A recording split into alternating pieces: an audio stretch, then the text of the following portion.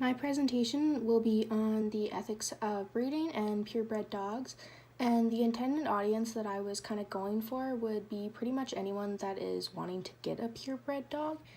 So a purebred dog is a dog that is a modern dog breed and which is documented through a pedigree register and maybe registered with also a breed club.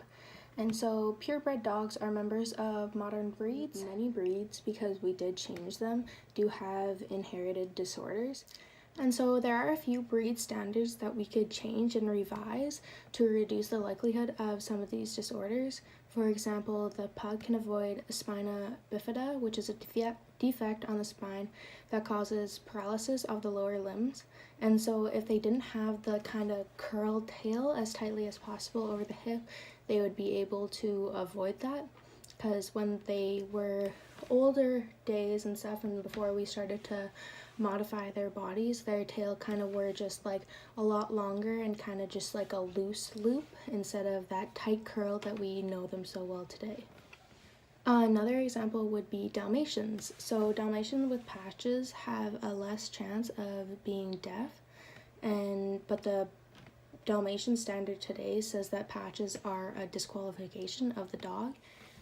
And so by easily changing these things about these animals, you can improve their life and their breed. And so just doing these little things can easily make the dog have a lot healthier of a life than what they are having right now. So another problem that comes with purebred dogs is inbreeding. And so inbreeding is when individuals who are closely related produce offspring together. And so it's usually done by breeders who cannot find another animal in the same gene pool, but they're not related.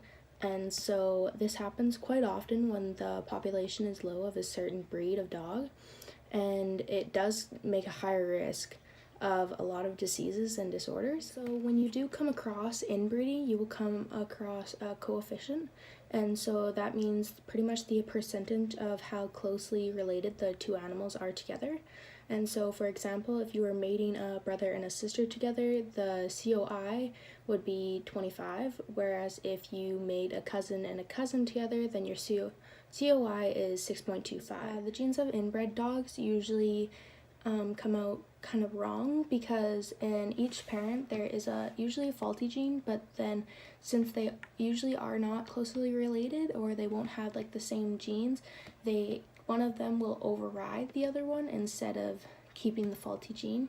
Whereas once you get into inbreeding, they both have that faulty gene and they don't have another gene to kind of override to make sure that that part of the body works. And so the dogs that are inbred are often left with this faulty gene and they can not perform perfectly as what they were supposed to. Inbreeding dogs have devastating consequences, as you would assume.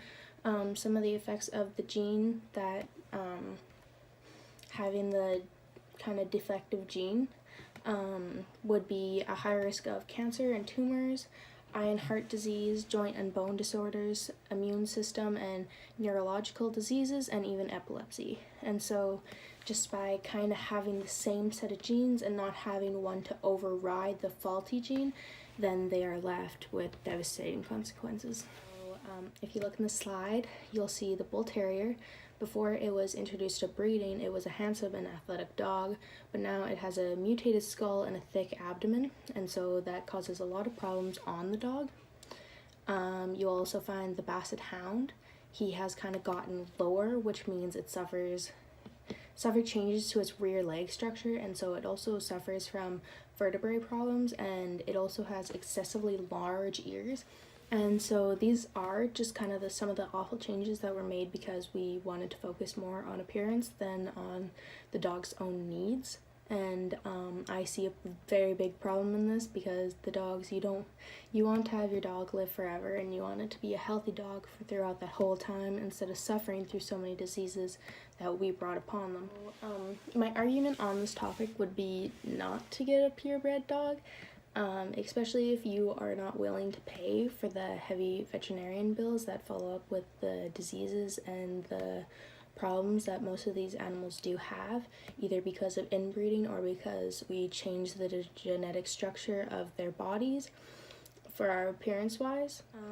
I do suggest if you are still wanting to get a purebred dog, kind of research them a lot. Make sure that you research kind of what possible veterinarian bills you will have to pay for, some diseases and disorders that they may have when they get older in life, where they came from to see if they do have any chance of inbreeding, and also their COI score.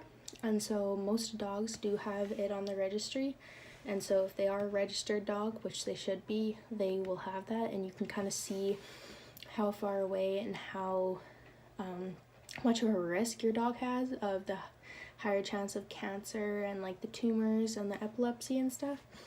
And so if you do decide to get a purebred dog, make sure you know all that information beforehand. So I would just like to say thank you for listening to my presentation and reading my recommendation report on the ethics of breeding and purebred dogs.